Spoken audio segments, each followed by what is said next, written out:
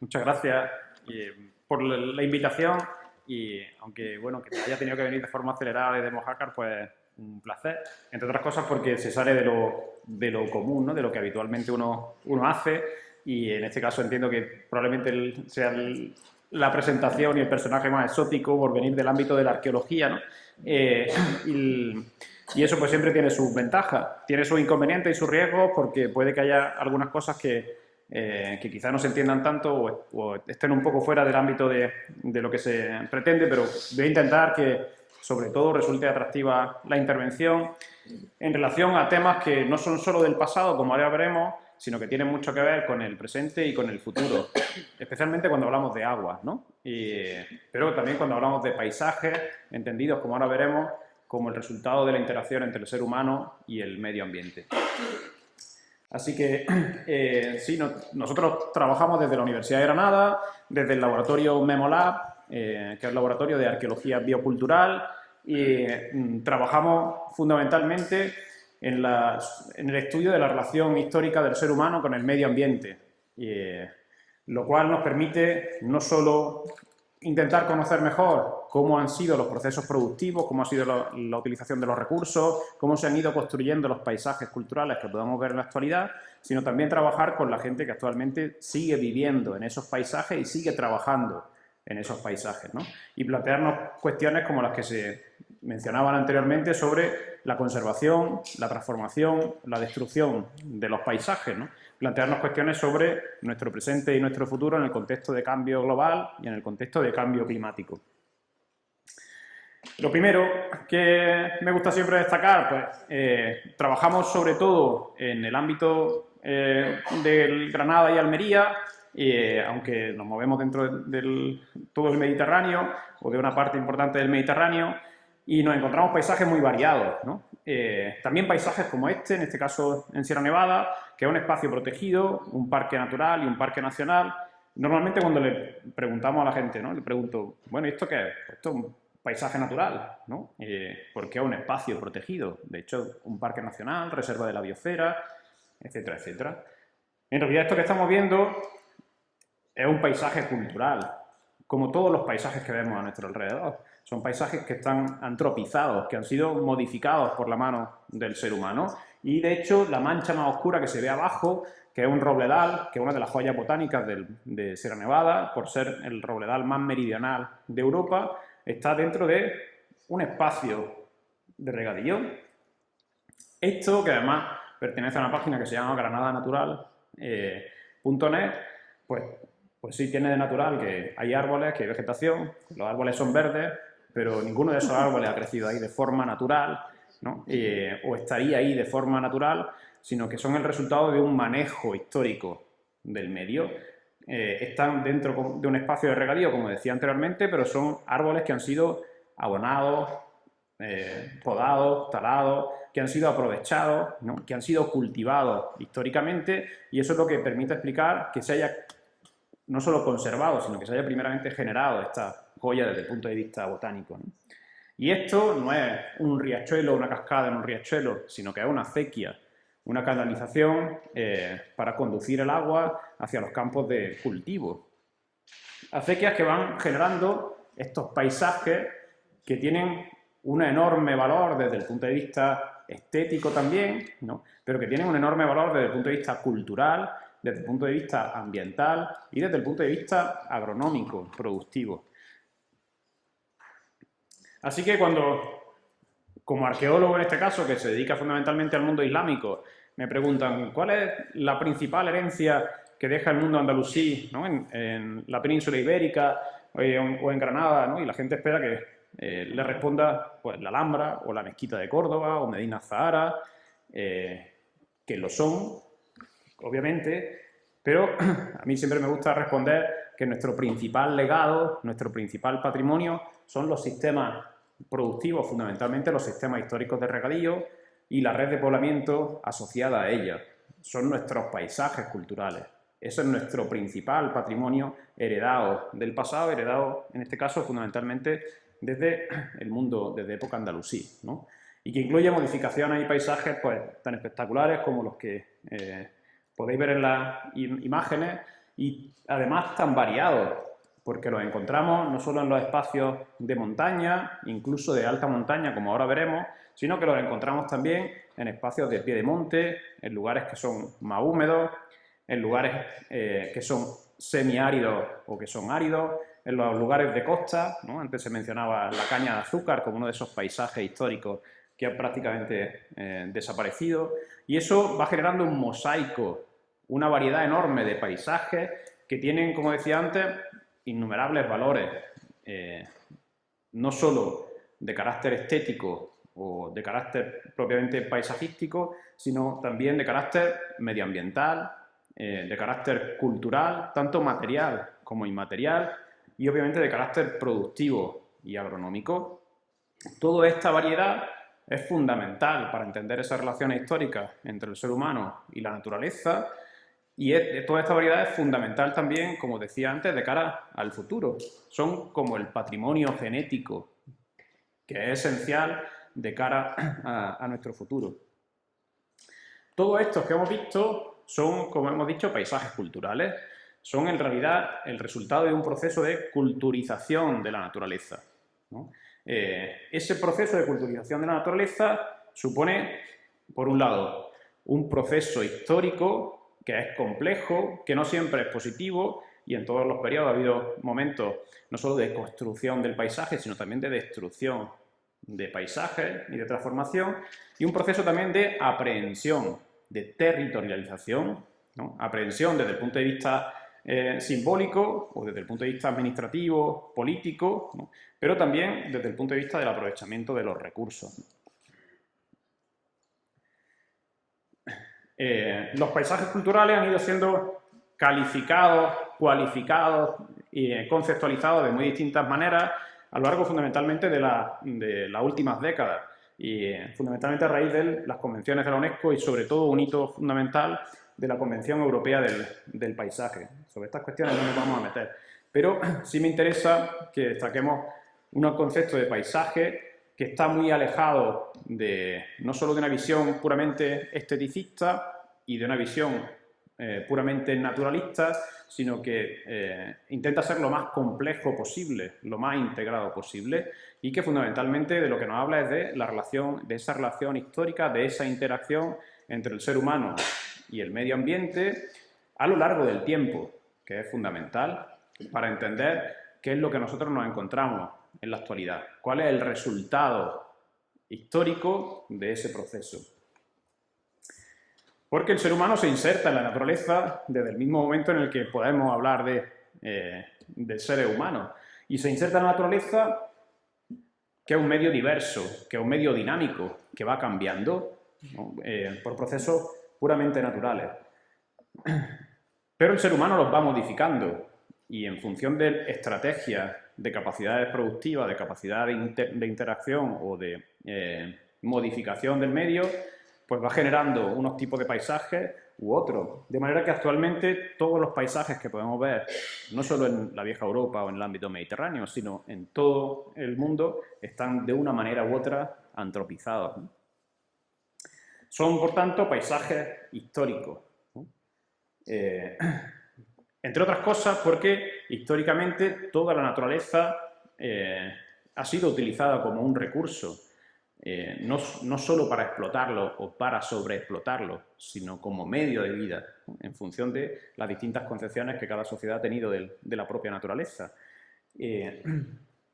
Todo lo que vemos a nuestro alrededor es aprovechable, desde cualquiera de las plantas de las que nosotros ya no sabemos ni su nombre ni su utilidad, a cualquiera de los materiales inertes, de arena, tierra o cualquier tipo de piedra o de elemento metálico, ¿no? En nuestro caso, desde el ámbito de la arqueología, nos situamos nos podemos situar en una posición de privilegio, en parte porque estamos a caballo entre las ciencias humanas y las ciencias de la naturaleza, precisamente porque estudiamos esos procesos de producción y de reproducción, ¿no? Esos procesos de extracción de materiales, de transformación de esos materiales, de transporte, de consumo y de excreción de esos materiales. Nos ocupamos de la historia de la cultura material. Y para ello es necesario entender esa relación con la naturaleza. Para ello es necesario siempre tener en cuenta que el ser humano, como decía antes, se inserta en el medio natural, ¿no? Y no podemos entenderlo de manera aislada, tal y como parece que nos concebimos ahora mismo, ¿no? Fuera del ámbito natural. El medio ambiente condiciona las formas en las que el ser humano se asienta y produce, ¿no? Condiciona en parte esa estrategia. Pero el ser humano tiene una enorme capacidad de adaptar el medio a sus propias necesidades, a sus propias estrategias, en función de elementos que son enormemente complejos, en función de del tipo de relación social que se establece, en función del acceso a los propios medios de producción, el acceso a la tierra o a otro tipo de recursos, en función de la propia concepción también cultural o de la propia cosmovisión que tenga cada sociedad del medio natural, ¿no? Eso es lo que, como luego veremos, en términos antropológicos se llama un proceso coevolutivo, ¿no? Y desde el ámbito de la arqueología, pues podemos decir que sí, nuestro trabajo tiene una dimensión que es antropológica, porque nos ocupamos del estudio del ser humano, pero nuestro trabajo tiene también una dimensión que es física, ¿no? Porque estudiamos al ser humano en el medio ambiente y en la forma en la que lo va transformando.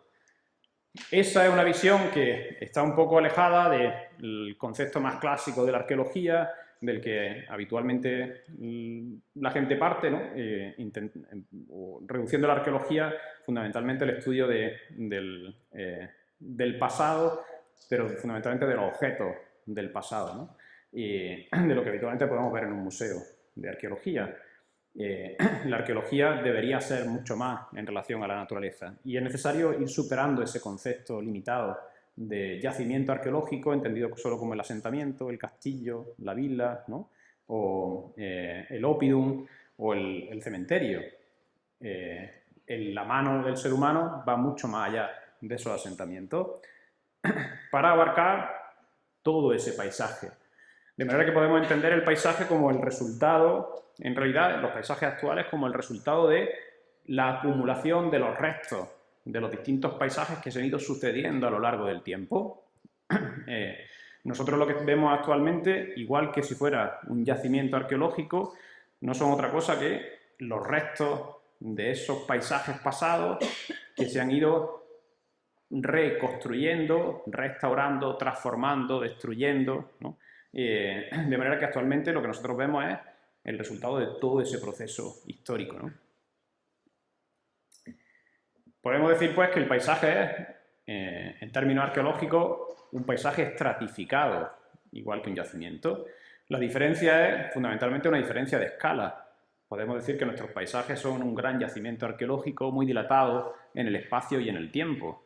Eso lo hace más complejo a la hora de estudiarlo, pero nos permite pues, también establecer una metodología sobre la que no vamos a ir entrando, obviamente, en relación a los tipos de elementos que encontramos en el paisaje, cuáles son las lógicas que lo rigen, cuáles son las relaciones que hay entre los distintos elementos que forman el paisaje, ¿no?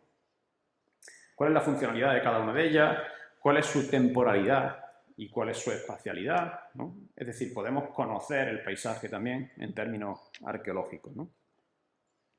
Una de las disciplinas que dentro del ámbito de la arqueología se ha ido desarrollando para estudiar parte de los sistemas productivos ha sido la arqueología hidráulica, que se ocupa específicamente de los sistemas de captación, de transporte, de distribución del agua, no solo desde el punto de vista tecnológico, no solo desde el punto de vista de la infraestructura, de las acequias, de balsas, de partidores, sino también desde el punto de vista social y productivo, que es la parte más compleja.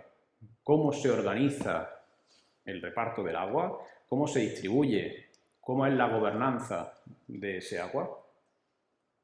Porque generar un sistema hidráulico, en este caso un sistema para el regadío, supone en primer lugar una modificación de los ecosistemas. Supone en primer lugar modificar las condiciones naturales del medio y sobre todo en un ámbito como el Mediterráneo, donde la estación de más calor, que es el verano, coincide con la estación más seca. Cuando introducimos el regadío, lo que estamos es cambiando las condiciones naturales, porque lo que estamos es añadiendo un gradiente de humedad durante la estación más calurosa, ¿no? Eso supone cambiar las condiciones de partida, las condiciones no solo de producción, sino las condiciones del entorno. Y tiene unas consecuencias, como decía antes, ambientales, que son muy importantes y que son muy interesantes. Pero hace que sea muy difícil mantener esos nuevos equilibrios. No solo en términos ambientales, es decir, no solo en términos de sobreexplotación del recurso, sino sobre todo en términos sociales, de distribución y de gobernanza del recurso, ¿no?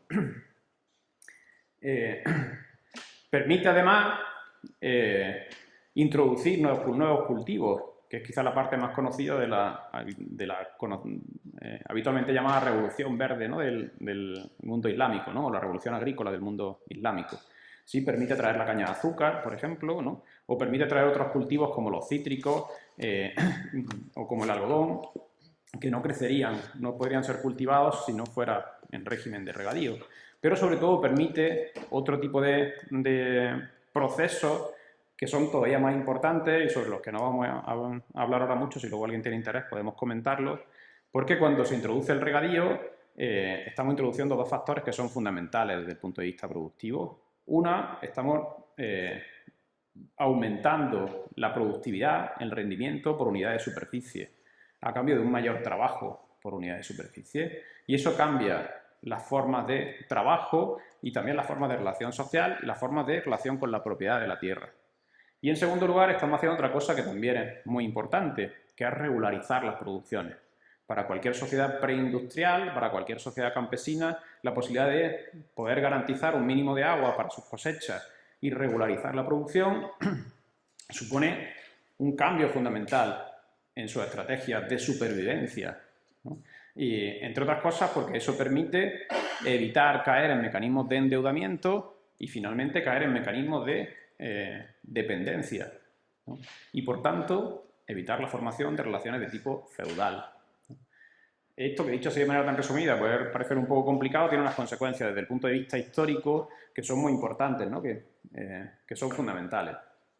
Pero para eso tenemos que, en primer lugar, considerar todos estos paisajes, y en este caso considerar los sistemas de regadío como lugares de trabajo, ¿no? Como yacimientos arqueológicos para poder trabajar sobre ellos. Este es en parte el origen de un proyecto que hemos acabado hace muy poco y con el que hemos empezado a trabajar de manera más seria y más sistemática no solo sobre los paisajes en general, sino especialmente sobre los usos históricos del agua y los usos históricos del suelo, la generación y mantenimiento de la fertilidad de los suelos, que era el proyecto MEMOLA, que es acrónimo de Mediterranean Mountainous Landscape, los paisajes de montaña del Mediterráneo, aunque lo más interesante es el subtítulo, ¿no? Que es una aproximación histórica al patrimonio cultural basada en los agrosistemas tradicionales.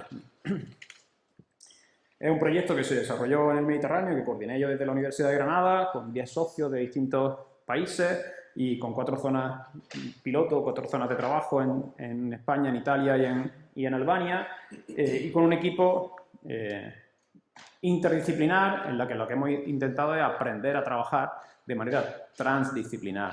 Lo que hemos intentado es ir aprendiendo a borrar las barreras entre distintas disciplinas académicas para poder aprender mejor los unos de otros y sobre todo para tener una visión integrada y compleja del paisaje. Porque estos paisajes se construyen fundamentalmente gracias a un enorme esfuerzo colectivo. Y esta es una parte que para mí es fundamental.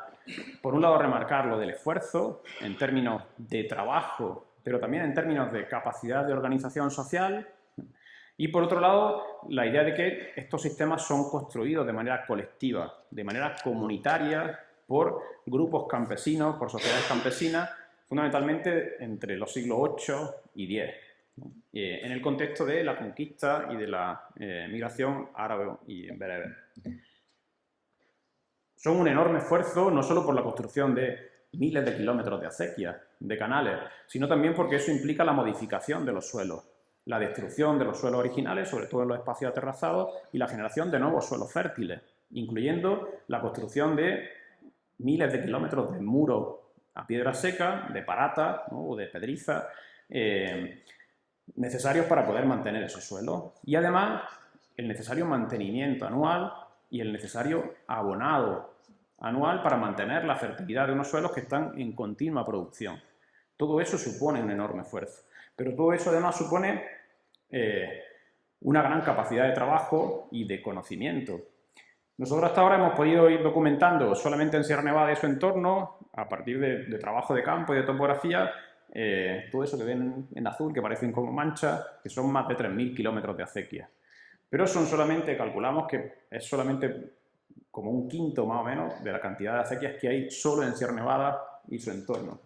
Y haciendo un estudio con las comunidades de regantes, en mapas, todo esto son recursos digitales que pueden encontrar en internet, haciendo un mapa colaborativo con recursos electrónicos en los que se puede participar para ir corrigiendo y añadiendo información, solamente en la provincia de Granada y de Almería, pues tenemos documentado algo más de unos 850 comunidades de regantes históricas, sistemas históricos de regadío, gestionados por unas 530 comunidades de regantes históricas, que suponen unas 200.000 hectáreas de regadío, la mayoría de época medieval, y que, haciendo un análisis espacial, ¿no?, a través de los sistemas de información geográfica, pues calculamos que son en torno a unos 24.000 kilómetros de acequia, ¿no? Eso da una idea de magnitud del enorme impacto, no solo territorial, sino también ambiental y social, que han tenido históricamente estos sistemas en nuestra tierra. Y tienen ese enorme impacto porque son una opción social, incluso en las zonas de montaña y de alta montaña o en las zonas áridas, como decía anteriormente, cuando se podría haber optado, como en otros periodos históricos, por otras estrategias productivas, ¿no?, secano o más relacionadas con la ganadería o con la minería. Y sin embargo, la opción social preferente es la agricultura intensiva de regadío y los manejos históricos del agua. En un proceso de construcción que, como decía anteriormente, es un proceso coevolutivo, en el que el ser humano sí se va adaptando a las condiciones del medio, pero va transformando ese medio de manera que la propia naturaleza se va adaptando a las condiciones nuevas creadas por el ser humano. Esto es Treveles, en la Alpujarra, en los años 50, un paisaje que ha cambiado solamente en parte porque han crecido los secaderos de jamones y porque ha habido un proceso de abandono de muchos de estos espacios de cultivo, pero donde se puede ver la enorme transformación del paisaje que ha generado, sin embargo, no una rotura, ¿no?, o no una crisis en términos ambientales, sino que ha generado precisamente que haya una mayor biodiversidad asociada a estos sistemas de gestión del agua. Y estos sistemas están basados en buena medida también sobre saberes ecológicos locales o saberes ecológicos tradicionales que se han ido generando a lo largo de generaciones mediante procesos de observación, de experimentación, de ensayo y error, en los que además la transmisión de esos conocimientos es fundamental, ¿no?, porque se hace en buena medida a través de la praxis, ¿no?, de las prácticas campesinas. Esos conocimientos ecológicos locales están relacionados no solo con el manejo del agua, desde el agua sólida en forma de nieve, pasando por las aguas superficiales o las aguas subterráneas, sino también conocimientos sobre suelos, sobre plantas, sobre animales, que hacen todo un conjunto complejo que permite no solo construir, sino sobre todo mantener y hacer a estos sistemas enormemente sostenibles y resilientes. Conocimientos que además no son solo o no están solo relacionados con la propia práctica agraria, sino que incluyen conocimientos técnicos o que nosotros llamaríamos, ¿no?, conocimientos ya casi de carácter de ingeniería, que son enormemente complejos. Este es un molino que ya solamente quedan las ruinas en el barranco del Poqueira, en la Alpujarra, y que estuvo en funcionamiento pues como unos 500 años al menos, que tengamos documentado, ¿no? Y un molino que tenía 3 muelas, 3 cubos, y que no solo tenía una gran capacidad de molienda, sino que además perduró durante mucho tiempo. Esto fue construido también por los campesinos, ¿no? Fue construido por esta gente, que son la última generación de campesinos que se está muriendo delante de nuestros ojos y que con ello desaparecen todos esos conocimientos ecológicos locales, con ello desaparecen todas esas prácticas que no son solo patrimonio inmaterial y patrimonio material, sino que tienen un enorme valor, como decía antes, desde el punto de vista no solo agronómico, sino también desde el punto de vista ambiental, por su capacidad de adaptación al medio y por su capacidad de resiliencia.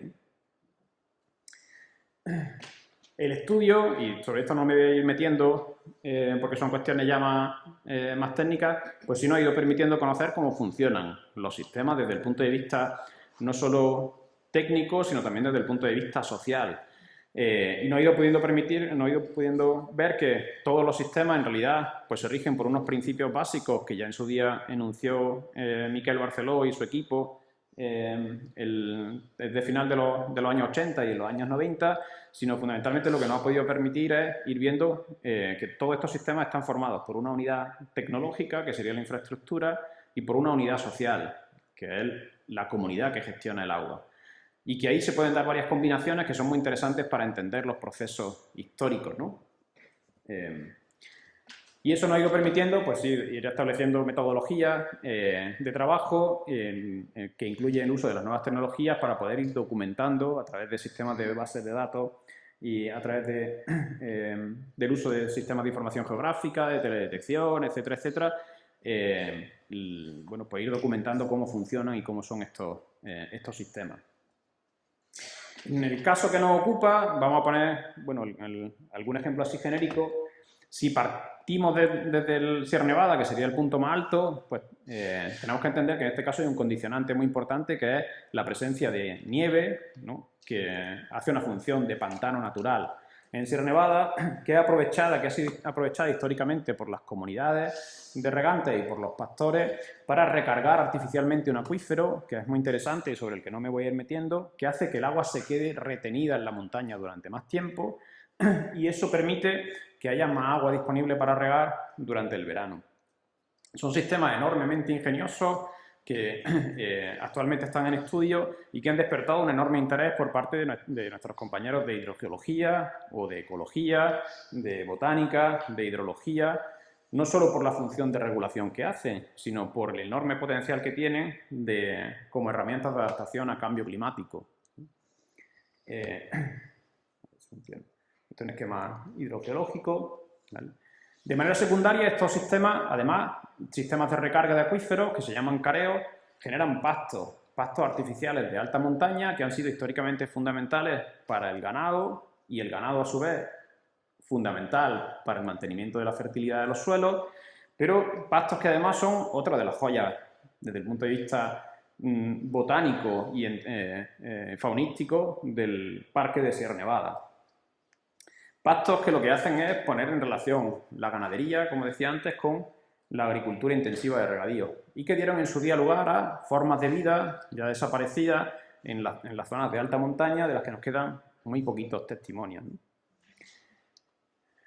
Las acequias para el regadío intensivo se toman ya más abajo, depende de la zona, en torno a los 1400 o en torno a los 1200 metros de altura y desde ahí hasta llegar a la costa, ¿no? Hasta los antiguos cultivos de caña de azúcar. A través de presas, si hablamos de ríos, o a través de captaciones subterráneas, que pueden ser canals, como esto que se ven aquí, con estas lumbreras, que estas están en la zona de Baza, u otro tipo de galerías de drenaje subterráneas, minas, cimbras, boqueras, ¿no? Como estas que tenemos en Almería, en Los Vélez, o esta que tenemos aquí también en la parte de Níjar, de manera que el agua es luego distribuida a todas las parcelas mediante sistemas de repartición que son enormemente complejos y enormemente variados, que permiten llevar el agua hasta la última parcela y distribuirla en función de los derechos históricos de agua de cada una de esas parcelas. Porque el agua no es un derecho del propietario, el agua es un derecho de la tierra, ¿no? Y eso hace que los sistemas sean muy estables desde el punto de vista de la gobernanza. Y hace además que la gestión luego de la propia agua para regar sea dificilísima. Hacer esto, regar cualquier campo, un maizal, por ejemplo, es enormemente complicado desde el punto de vista técnico, ¿no? En muchas zonas hemos ido pudiendo documentar que no solo hay regadío intensivo, sino que también hay zonas de regadío eventual, en las que se riega solo cuando sobra agua, ¿no? Y esos lugares donde había sobrantes eran históricamente muy interesantes porque eran zonas comunales, ¿no? que va a ser otro factor muy importante en la gestión del territorio, sino también porque supone un medio también o un mecanismo de adaptación a la escasez, ¿no? Y que permite regar más superficie o menos superficie en función de cómo venga el año, de si el año viene más seco o de si hay más nieve o si hay lluvias de primavera, etc. Hay otras formas de adaptación que son muy importantes y mecanismos que actualmente ya están en proceso de abandono, pero que están suscitando un nuevo interés, como por ejemplo los riegos de invierno, que también se llaman en algunas zonas entarquinados, que consisten pues básicamente en regar incluso cuando no hay nada cultivado, ¿no? Regar cuando no hay nada cultivado, pues actualmente se considera un desperdicio de agua y sin embargo cumple al menos dos funciones fundamentales.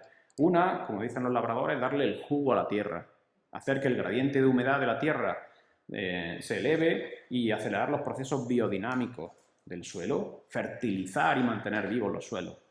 Y en segundo lugar, hacer que una parte importante de ese agua se infiltre y recargue acuíferos y mantenga manantiales, ¿no? Esas funciones son vitales, son fundamentales y fueron entendidas por los campesinos hace ya mucho tiempo. De hecho, al menos, como decía antes, desde el siglo VIII. Lo que hemos ido pudiendo averiguar es que casi todos estos sistemas se van abriendo con la llegada de los árabes y de los bereberes en el siglo VIII y hemos ido pudiendo documentar y vamos cada vez teniendo más información para poder entender cómo fueron estos procesos de construcción de los sistemas de regadío. Pongo solamente las imágenes para que vean. Haciendo no solo estudios de los propios asentamientos, sino también estudios de las terrazas de cultivo y de la propia red de acequias y de distribución de acequias. Pues esto nos lo vamos a contar, ¿no? Aquí, por ejemplo, ven la relación entre los yacimientos arqueológicos del pueblo de Ferreira, en la cara norte de Sierra Nevada, que son esos puntos rojos, y la red de distribución de agua, de la red de acequias, que son todas esas líneas azules. Pero será en el periodo andalusí cuando se conformen estos sistemas, cuando empiecen a generar no solo espacios productivos, sino a condicionar los propios lugares de asentamiento y la organización del territorio. La propia noción de alquería, entendida no solo como el núcleo rural, el equivalente a un pueblo, sino entendida también como el territorio de ese pueblo y la comunidad que gestiona ese territorio y sus recursos. De manera que será en buena medida, en las zonas donde nosotros hemos estudiado, el agua la que condicione el lugar de asentamiento y la forma en la que se organiza el territorio, y lo hace incluso todavía hoy. Esa va a ser la base fundamental sobre la que se asiente en buena medida la organización de época emiral, de época califal y sucesiva. Y como decía, incluso hasta la actualidad. Serán los usos y la gestión del agua y de la tierra, de los espacios privados y de los espacios comunales las que marquen las formas de organización social y las formas de organización del territorio. Desde las zonas más altas, incluyendo esos careos y el control de las cuencas, ¿no?, de las cuencas hidrográficas, hasta llegar a los espacios de cultivo eventual, pero sobre todo en el corazón de los espacios productivos, que son los sistemas o los lugares de riego intensivo, lo que en nuestra zona se llaman las vegas o lo que en otras zonas se llama las huertas, ¿no? Dentro de la configuración de estos espacios va a ser fundamental la gestión comunitaria, porque el agua se gestiona de forma comunal. Como decía antes, el agua es un derecho de la tierra y el agua es distribuida, gestionada por la propia comunidad. Una comunidad que no solo debe unirse para mantener la infraestructura de las acequias y para repartir el agua y para resolver los numerosos conflictos que se generan, sino también que tiene que estar cohesionada para gestionar otros espacios comunales e incluso para hacer frente al pago de los impuestos, ¿no? De manera que los espacios de regadío van organizando en parte, en buena medida, el territorio y ese territorio se va organizando también en relación con el propio Estado. Así que entender cómo son estos sistemas es fundamental para entender esos procesos históricos. Este es un ejemplo de dos pueblos que podemos ver. Este de aquí es Aldeire, esto de aquí es la Calahorra, son dos pueblos que comparten agua. El espacio morado es el sistema de regadío del río Benéjar, que tiene además un topónimo árabe. El espacio amarillo es el de regadío del río Benabre, que tiene otro topónimo árabe. Esta es la distribución del agua y esta es la división por términos municipales. ¿Por qué? Porque en este caso podemos documentar también a partir de la distribución del agua, de cómo son los sistemas de regadío, que la Calahorra se creó después de Aldeire y en realidad la Calahorra es una segregación del antiguo término de Aldeire. Una segregación que se produce muy probablemente en el siglo X, en época califal, como resultado de la creación de un castillo, que no es el castillo-palacio renacentista del Marqués del Cenete, sino que es un castillo que ocupa toda la zona superior de este cerro y que muy probablemente es una fundación del propio Estado califal para organizar el territorio en la zona del altiplano granadino. El mismo proceso podemos encontrar en los dos pueblos que hay al lado, entre esto que es la Anteira y esto que es Alquife. La distribución del agua por río, el río del barrio, el río del pueblo y la distribución del agua por términos municipales. En este caso, Alquife sería una creación también posterior a la Anteira como resultado de la construcción de otro castillo que sustituiría al de la Calahorra y que es puesto ahí por el Estado cirí, por la taifa de los reyes de Granada, para el control de las minas de Alquife, de las minas de hierro de Alquife. Todo esto es visible actualmente en los términos municipales, en la propia organización del territorio.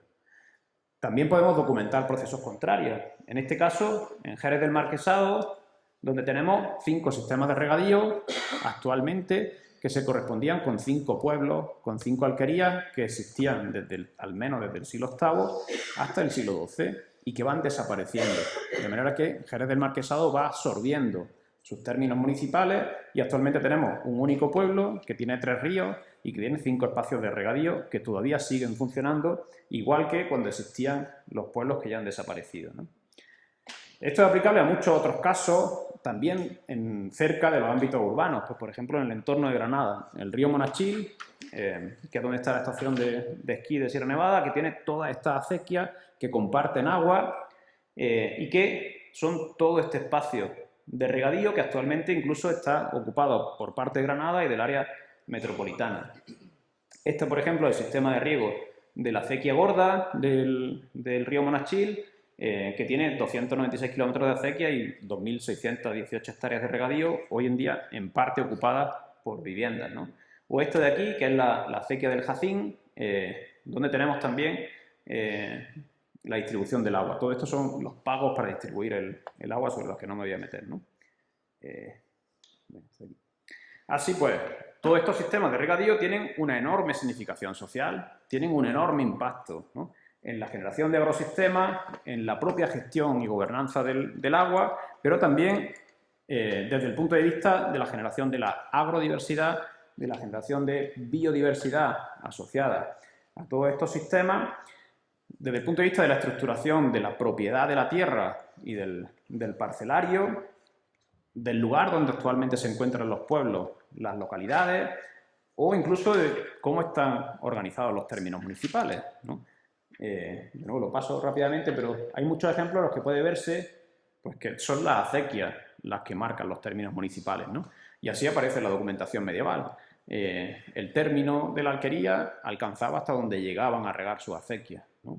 Y así sigue siendo todavía en muchos casos. Son sistemas que se han mantenido a lo largo de siglos y que en alguna ocasión fueron denominados por Thomas Glick como ultraestables. En realidad no son ultraestables, no son inmutables, cambian todos los años, cambian para no cambiar, son enormemente resilientes, ¿no? Y eso es lo que le da también un enorme valor, porque en su esencia siguen siendo los mismos en el trazado de las acequias, en los derechos de agua, en la forma de distribución, ¿no? Pero cambian muchos elementos de forma anual para poder adaptarse, como digo, por ejemplo, a una sequía. Son pues sistemas que están vivos y que necesariamente deben seguir estando vivos si queremos protegerlos. Pero que en el contexto actual tienen un difícil futuro, porque no son competitivos en términos económicos de mercado, ¿no? Y porque el modelo de desarrollo, el modelo productivo agrario, pues el de los invernaderos de Almería que tienen aquí en esta imagen, o el de los superintensivos, el olivar superintensivo que se va expandiendo poco a poco y que está arrancando los olivares centenarios, etcétera, etcétera. De manera que las consecuencias y lo que nosotros nos vamos encontrando, pues un paisaje, unos sistemas que están en pleno proceso de marginalización, de abandono, de envejecimiento de la población, de pérdida de conocimientos ecológicos locales, de pérdida de capacidad de trabajo de esas comunidades cada vez más envejecidas y reducidas, de pérdida del sentido comunitario de la gestión y del trabajo, ¿no?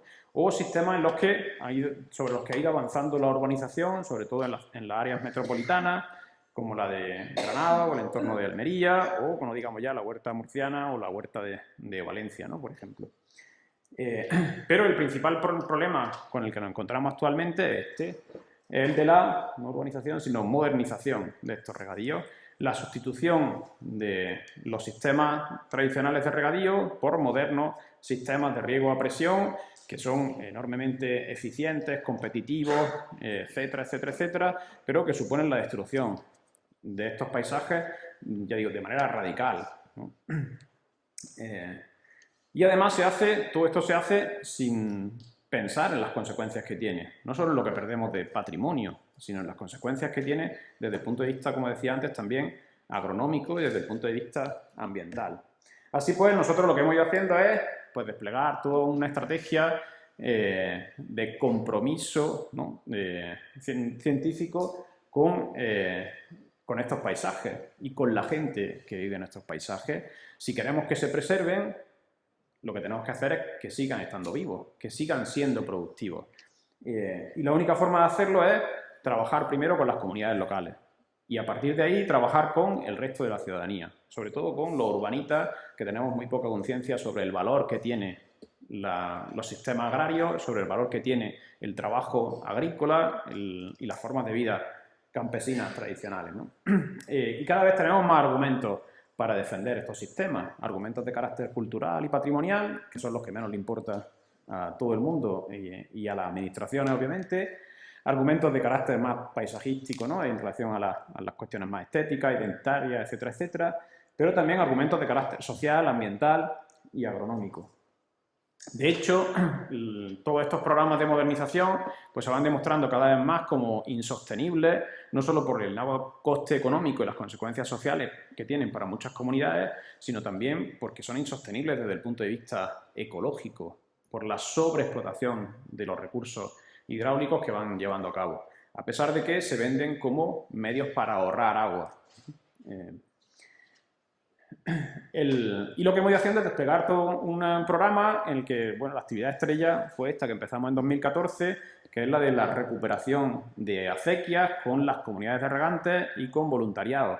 Gente de todo tipo, de estudiantes que vienen con nosotros, familias, gente de asociaciones ecologistas, de asociaciones culturales, gente que de forma independiente que le gusta el campo o que tiene curiosidad y que viene a trabajar con nosotros para ir recuperando muchas de estas acequias. Y ya hemos trabajado con muchas comunidades de regantes, no he traído los datos para no aburrir, pero hemos ya restaurado a trabajar con esas comunidades para el mantenimiento de esas acequias. Esta actividad nosotros la concebimos como una herramienta de intervención social en el territorio, en las comunidades, ¿no? y sobre el patrimonio. Y tiene muchas consecuencias. Entre otras, nosotros lo que intentamos también es provocar debates sobre la conservación del medio ambiente, sobre el uso del agua, sobre las políticas agrarias, sobre la situación del medio rural, sobre la desconsideración y el desprecio que tenemos a las comunidades de regantes, a los agricultores y pastores en general, ¿no? Sobre la necesidad de poner en marcha políticas que sean sostenibles desde el punto de vista ambiental, pero también desde el punto de vista económico a largo plazo.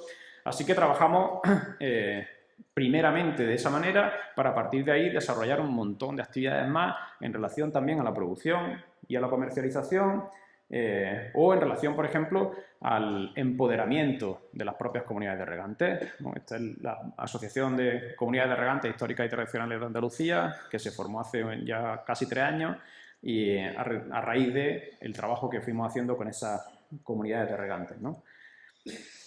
Pero también actuaciones desde el punto de vista político. Estos son documentos de Policy Brief, de recomendaciones políticas para la Unión Europea, una en relación a la Directiva Marco Europea de Agua y los sistemas históricos de regadío, y la otra en relación a suelos, a la protección de los suelos fértiles, también como patrimonio cultural, porque son un resultado de la interacción del ser humano y el medio ambiente, ¿no? O la participación en la plataforma Solemos la Vega, la Oficina Técnica de la Vega de Granada y el Plan Especial de la Vega de Granada, con acciones de carácter político y legal en el Parlamento de Andalucía o a través de la Federación Intervega a nivel de todo el Estado, con acciones de carácter educativo, con los más jóvenes, con la gente más mayor, ¿no? A partir de ahí se puede desplegar toda una batería de propuestas, de actividades para trabajar sobre los sistemas de regadío y sobre nuestros paisajes culturales para poder mantenerlos vivos. Así que, a pesar de lo difícil que es, en el contexto en el que nos movemos, sí que podríamos cambiar cosas, ¿no? Y podríamos recuperar y restaurar también parte de nuestros paisajes, igual que hacemos con otros ámbitos de nuestro patrimonio. Lo único que tenemos que hacer es ponernos en marcha y además disfrutarlo, porque se disfruta mucho. No solo trabajando en el campo, sino sobre todo trabajando con la gente del campo y aprendiendo de ellos, ¿no? Muchas gracias por la atención y espero que haya resultado interesante. Tenía un par de vídeos, si da tiempo los ponemos y si no, no. Sí, que son de 1 minuto y medio. De todas formas, en internet, en la página del laboratorio del Memolab o en la página del proyecto Memola, pueden encontrar mucha información y más recursos también educativos sobre paisaje, vídeos y documentales que vamos haciendo sobre las actividades que vamos desarrollando, incluyendo la parte de intervenciones arqueológicas, ¿no?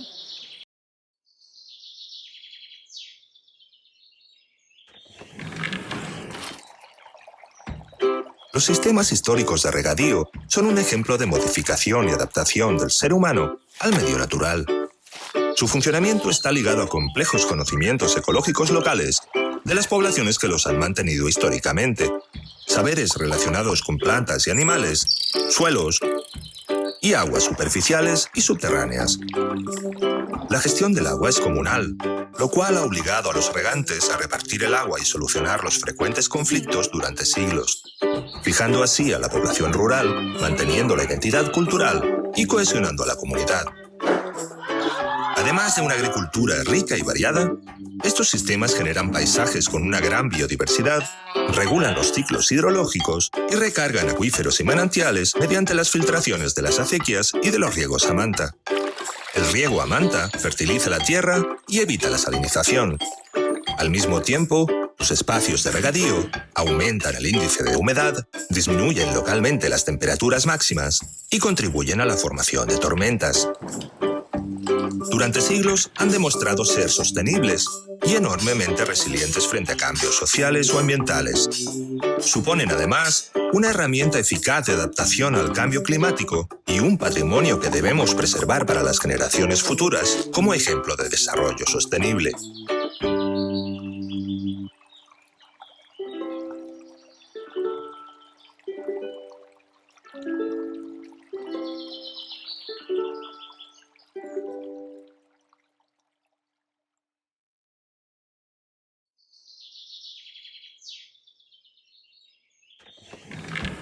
Un sistema de regadío es una compleja construcción humana que consiste en captar el agua de un punto, conducirla a través de una canalización principal o acequia y distribuirla a través de otras menores que la van repartiendo hasta sus lugares de destino, que son los campos y las huertas.